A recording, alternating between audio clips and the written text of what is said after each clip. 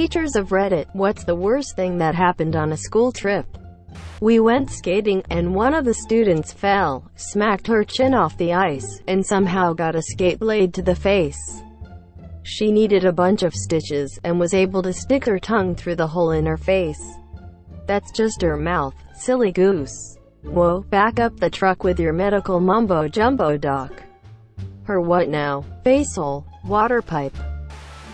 Former assistant teacher here. We were on a 6th grade field trip to the Franklin Institute in Philadelphia. Cool place. So, at the time one of the attractions was a sort of centripetal force machine that you can sit in and get swung around. Poor explanation, but imagine the gravitron, only smaller and faster with seats. And no walls. I googled it but can't find the ride, guessing it was swapped out for something else. Well, one dumbass kid thought it'd be funny to show off and see what happens when you undo your seatbelt while riding. Naturally, he got flung out of the machine at roughly half the speed of sound and broke his fall with nothing but his face. Glasses busted, massive concussion, totally wrecked. There was a whole investigation, and the teacher in charge of that kid's group had to actually defend himself from accusations that he could have somehow stopped that level of stupidity. Sadly, I didn't witness it but did hear the impact from one room over. Pretty interesting day, Your Honor. I could have stopped him, but then you'd be trying me for breaking the laws of physics. But TSSS. And this is why the ride was swapped out for something else. Did the kid survive? Oh yeah? He was out of school for a couple weeks from the concussion, but based on his behavior for the rest of the year, he hadn't really learned much from the incident. You should really repost this to our stories about Kevin and get the 15 minutes of fame you're owed. It's perfect. I went on a class trip as chaperone to a science center. I was in charge of a group of 8 boys. One of them goes missing. I ask the others where he went, and they don't know either. He's missing for about 10 minutes until a security guard from the center comes up to me with him. The guy asks, "Is he one of yours?" and tells this kid to open his backpack. When I say yes. Probably $200 worth of stolen stuff in there. He spent the rest of the trip right next to me. Did he rob the gift shop or something? Sure did. His look of terror was kind of hilarious, to be honest. Edit. From what I can remember, he had at least one light-up desk globe, a couple of chemistry kits, and a Hoberman sphere. It really looked like he didn't care what he stole, he just grabbed whatever. Kids were going to a conference for a leadership, service-oriented club. They got brought home early because a chaperone found an orgy in one of the rooms that had been pre-planned in a group chat that almost all of the kids on the trip were in. That was a shitstorm. Imagine being the one kid not invited. Remember being the kid not invited. I never heard of any orgies in high school. Was I the one that wasn't invited? A club at my high school had a conference that lasted from Friday morning to Sunday afternoon in a city about an hour's drive away.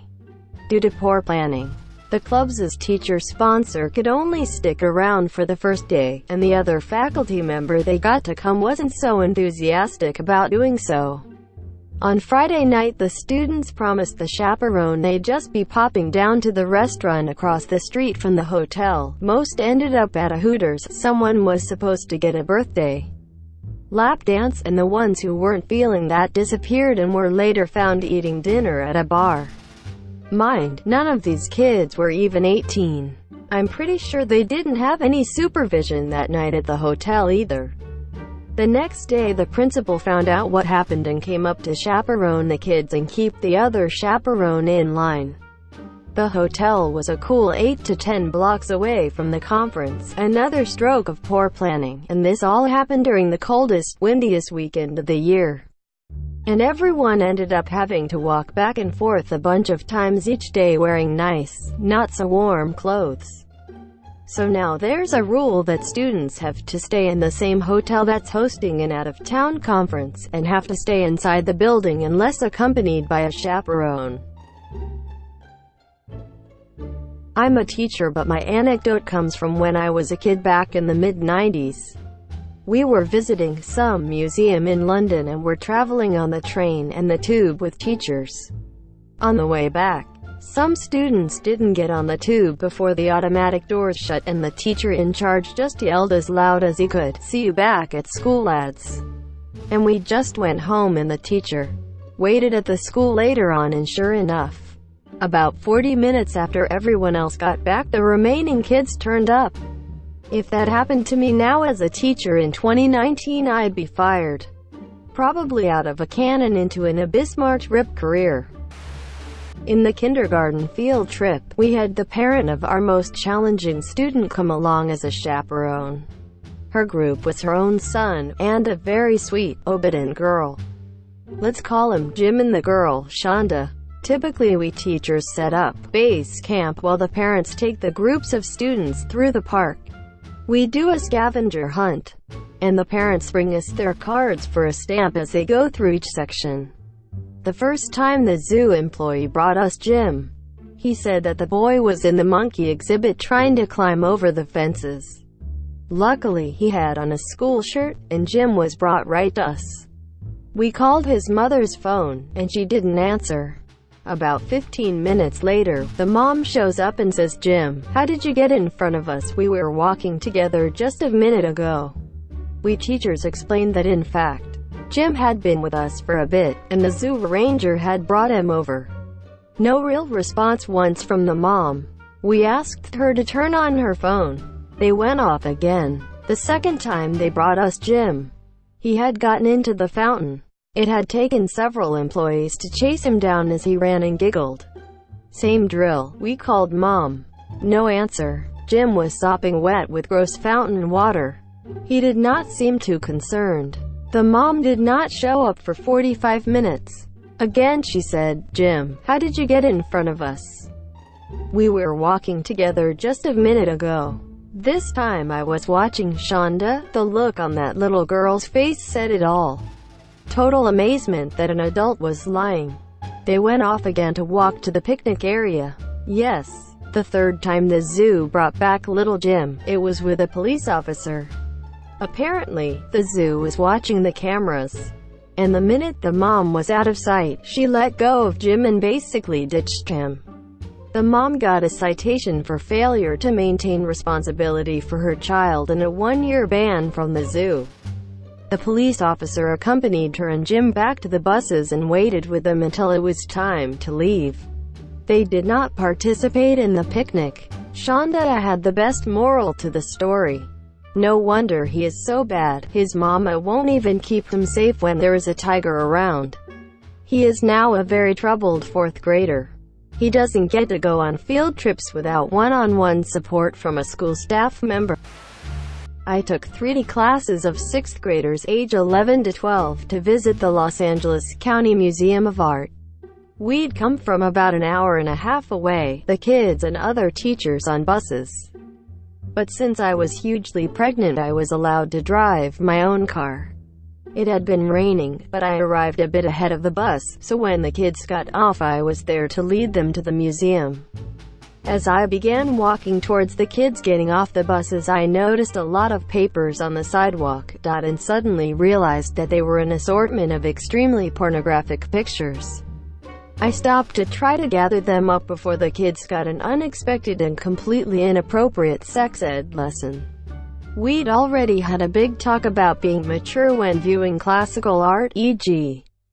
nude statues, OMG, but we were not prepared for the most lurid porn LA had to offer. Unfortunately, the rain had plastered the papers to the sidewalk, and the sight of the very pregnant teachers scrambling on hands and knees on Wilshire Boulevard sent the chaperones and teachers rushing to my aid, with 100 kids right after them. No matter how urgently I tried to wave them back, it was memorable. Working with kids, imagining this situation was too hilarious. Did those 100 kids get to talk about it after? They were told to write a report on the experience. An hour and a half away, so like 10 miles. Group trip to take a tour of a college campus. We had a young man jump out of a bus window while it was going down the highway. His long-term girlfriend had broken up with him a few days before. And he later explained that he didn't see the point of going on the college visit anymore because he didn't want to go to the same college as her, or even apply to the same ones. Denied up and down that it was a suicide attempt. His friends circled the wagons and supported his story, and the story, rumors, died quickly. He got some gnarly road rash, but avoided being hit by any cars. I always got the impression that it was, in fact, a suicide attempt. If he didn't want to go on the tour, why go at all? Why board the bus? He could have stayed at school. This was several years ago. He is fine. If he didn't want to go on the tour, why go at all? Statistically, high schoolers are stupid. Can confirm. Source: I'm junior in high school. I'm an English teacher in Korea and field trips are different here. Usually, there are no additional chaperones. The teacher is responsible for all 25-ish students in their homeroom class during the trip. That means a field trip is often 8 classes of 25 students, 200 kids, and a maximum of 10 chaperones if some office staff get taken along. One of my first trips was to a large traditional market. It's a popular place to go and there are usually thousands of people there at all times. Our buses arrived and we all piled off in the parking lot.